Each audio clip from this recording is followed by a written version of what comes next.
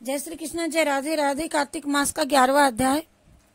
नारद जी ने कहा कि एक समय जलंधर पत्नी सहित असुरों से सम्मानित हो सभा में बैठा था, तो परम कीर्तिवान श्री शुक्राचार्य जी वहां पहुंचे, जिनके तेज से सब दिशाएं प्रकाशित हो गई। गुरु जी को आता देख असुरों सहित सागर पुत्र ने उठकर बड़े आदर से प्रणाम किया। तेजस्वी भृगु जी ने सभी को आशीर्वाद दिया और फिर एक दिव्य आसन पर बैठ करके सब दैत्य भी यथास्थान पर बैठ गए। और सागर पुत्र ने नम्रता से यह प्रश्न किया कि हे गुरु जी, राहु का सिर किसने काटा था? आप हमें यह सब बतलाइए। इस पर श्री शुक्राचार्य जी ने विरोचन पुत्र हिरण्यकश्यपु और उसके धर्मात्मा पुत्र का परिचय देकर के देवताओं को, असुरों द्वारा समुद्र मंथन को संक्षेप में सब कथा कह करके सब ही को बताया, समझाया। और जब समुद्र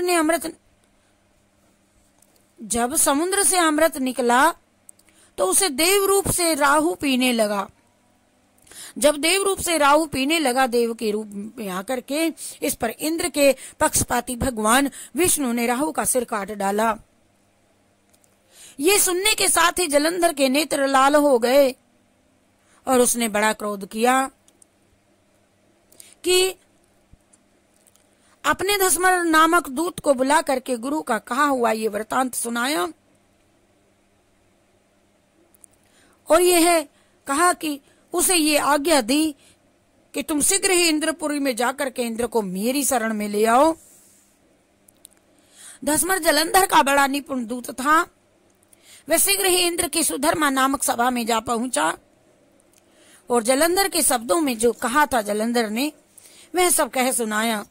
अरे हे देवताधम, तुमने समुद्र को क्यों मथा और मेरे पिता के सब रत्नों को क्यों ले लिया?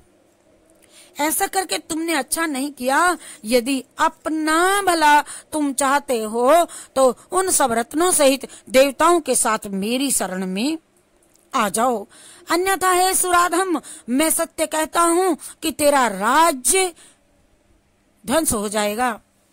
इस पर इंद्र बहुत विस्मित हुआ और कहने लगा, है पहले सागर ने मेरे भय से सब पर्वतों को अपनी कुक्षी में क्यों स्थान दिया और मेरे शत्रु दैत्यों की क्यों रक्षा की?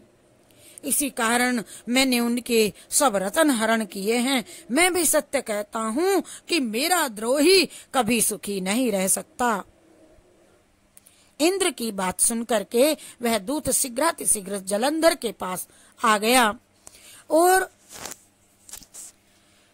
वह सब बातें कह करके सुनाई जो इंद्र ने कही थी, जिन्हें सुनते ही वह दैत्य मारे क्रोध के अपने होठ काटने लगा और देवताओं को जीतने के लिए उसने उद्योग आरंभ किया। फिर तो वह दिशाओं तथा पाताल से करोड़ों दैत्य उसके पास पहुंच गए।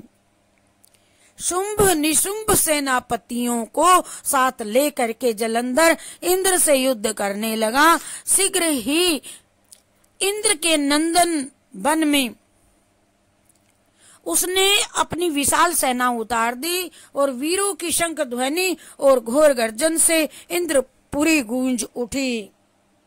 अमरावती छोड़ देवता उनसे युद्ध करने चले। भयानक मारकाट हुई। दोनों पक्षों के आचार्य अपने मृतकों को जिलाने लगे। असुरों के आचार्य गुरु शुक्र अपनी मृत संजीवनी विद्या से और देव गुरु बृहस्पति द्रोणागिरी से औषधि ला करके मुर्दों को जिलाते रहे।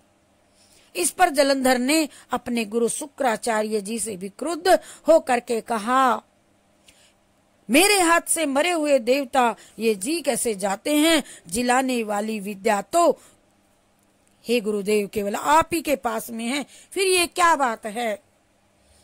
इस पर श्री शुक्राचार्य जी ने देव गुरु श्री बृहस्पति जी द्वारा द्रोणागिरी से औषधि ला करके देवताओं के जिलाने की बात कह दी और सुन करके जलंधर तो और भी क्रुद्ध हो गया।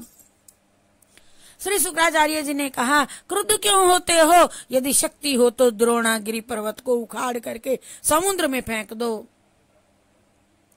और तब मेरे कथन की सत्यता प्रमाणित हो जाएगी। इस पर जलंधर क्रुद्ध होकर के शीघ्रातिशीघ्र द्रोणगिरि पर्वत के पास जा पहुंचा और अपनी भुजाओं द्वारा उसे जड़ से उखाड़ करके समुद्र में फेंक दिया।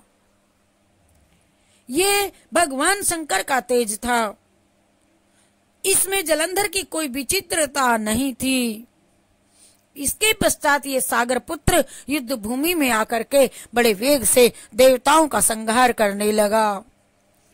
जब बृहस्पति जी औषधि लाने के लिए द्रोणागिरि पर्वत पर पहुंचे तो द्रोणागिरि की जगह वहां पर उन्हें सूना मैदान मिला।